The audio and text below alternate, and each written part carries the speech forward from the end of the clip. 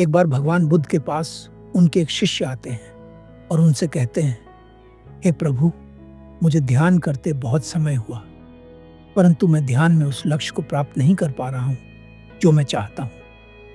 आप बताएं कि मैं क्या करूं। भगवान बुद्ध उत्तर देते हैं, क्योंकि उस लक्ष्य को तुम जानते हो कि वह क्या होगा, कैसा होगा। उसके लिए तुम योजनाएं बना सकते हो, उसके लिए तुम कठिन परिश्रम कर सकते हो, परंतु ध्यान एक अलग ही प्रक्रिया है। यह सांसारिक नहीं, यह आंतरिक है।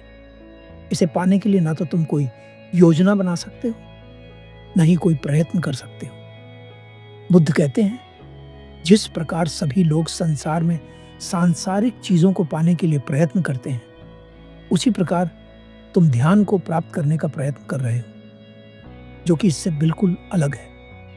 क्या तुम जानते हो कि ध्यान में अंतिम लक्ष्य क्या होगा? नहीं, तुम अपने दिमाग के अंदर उस चीज को सोच ही नहीं सकते जो ध्यान का अंतिम लक्ष्य होगा। तो फिर कैसे तुम उस चीज को सोचकर प्राप्त कर सकते हो?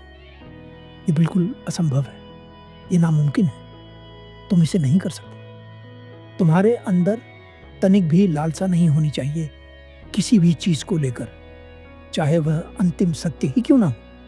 अगर तुम ध्यान के दौरान अंतिम सत्य को ही लक्ष्य बनाकर चलते हो तो तुम उसे नहीं पा सकते, क्योंकि अंतिम सत्य के बारे में तुम कुछ जानते ही नहीं।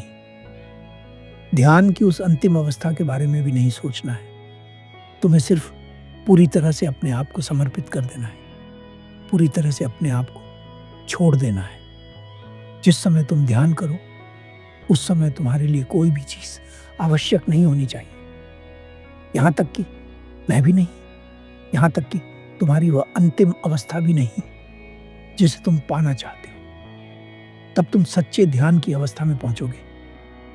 अपने शिष्य को ध्यान के बारे में जानकारी देते हुए बुद्ध ने कहा, मैं यही तुमसे कहना चाहता हूं कि जिस समय तुम ध्यान करो, उस समय तुम्हारे दिमाग में यह भी नहीं होना चाहिए कि तुम्हें ध्यान में कुछ पाना है, या तुम्हें आत्मज्ञान प्राप्त करना है, या तुम्हें अपनी समझ बढ़ानी है।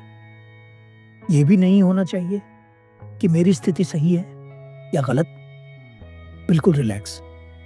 तुम देखोगे कि जिस तरह रबर के अंदर कोई खिंचाव होता है, उसी तरह दिमाग के अंदर भी खिंचाव होता है। जैसे जैसे तुम अपने आप को ढीला छोड़ते जाओगे, वैसे वैसे तुम्हारा ध्यान गहरा होता जाएगा और वह अवस्था घट जाएगी जो वास्तविक रूप में घटित होनी चाहिए।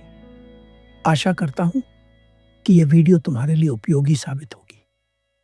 धन्यवाद।